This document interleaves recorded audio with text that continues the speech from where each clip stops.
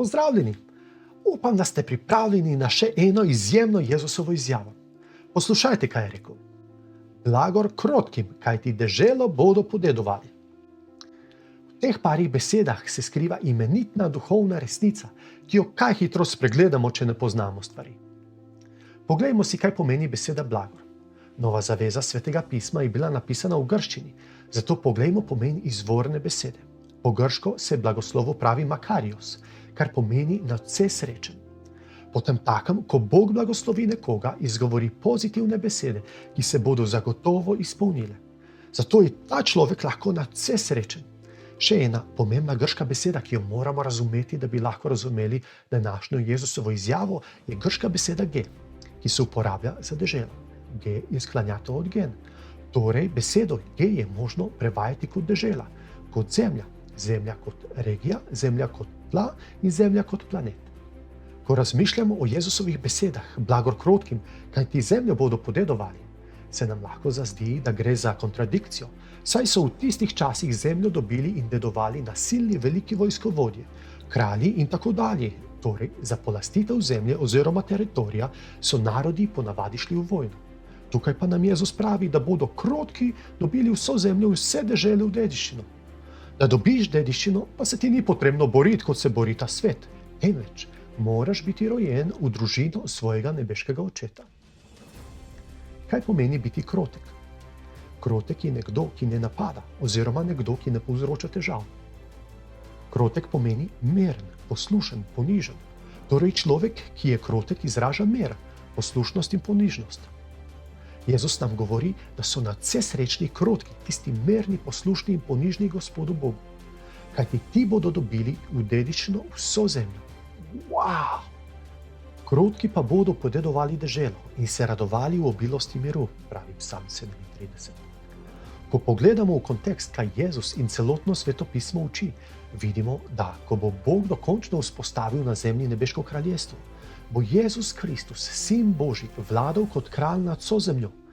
Kralj bo v Izraelu, vladal pa bo tudi v Sloveniji, na Kitajskem, Japonskem, Nemčiji, Argentini, Nigeriji, Bosni, Italiji, Bocvani, Kanadi, skratka po vseh državah po svetu.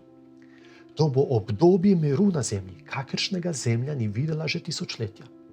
Jezus ima naziv kralj nad kralji in gospod nad gospodi, torej bodo pod njim tudi drugi kralji in oblastniki. Komu pa bo Jezus dal oblast v vseh teh deželah po svetu?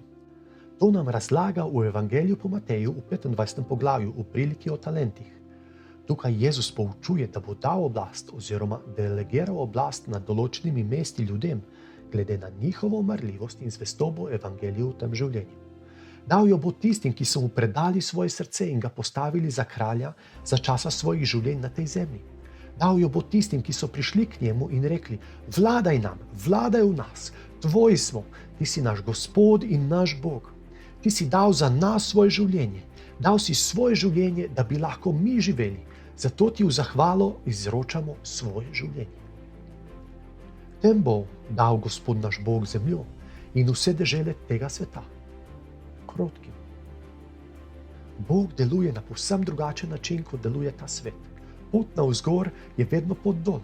Če hočeš se povzpeti, se ponižaj. Če hočeš biti velik, bodi vsem služabnik, je rekel Jezus. Če hočeš, da se Bog obrne k tebi in ti izkaže naklonjenost, bodi ponižen. Če si rojen v krščansko družino in hodiš v cerkev že vse svoje življenje in se nisi nikoli v življenju iskreno spreobrnil, bi te rad spodbudil, da to storiš čim prej, da ne boš razočaran, ko stopiš nekega dne pred Boga. On ti pa ne odobri vstopa v nebesa in s tem večnega življenja. Nažalost je v krščanstvu ogromno tako imenovanih kristjanov, ki se niso nikoli v življenju resnično pokesali svojih grehov in iskreno spreobrnili. Jezus je rekel: po njihovih sadovih jih boste spoznali. Spoznali jih boste po tem, kako živijo in kaj delajo. Zato povabi Jezusa v svoje življenje ta trenutek. Ne odlašaj tega na jutri, kaj ti ne veš, kaj jutrišnji dan prinaša. Povej mu: Jezus, pridi v moje srce, sledil ti bom z vsem srcem, prenovi mojega duha in odpusti mi grehe. Svetopismo pravi: glejte, zdaj je tisti milostni čas, glejte, zdaj je dan rešitve. Ne odlašaj tega na jutri, tako boš nekega dne, ko vstopiš v večnost, nadvse makarios, nadvse srečen, blagoslovljen, dobro ti bo. Sem Andrej Zelenjak za Center Evangelij danes.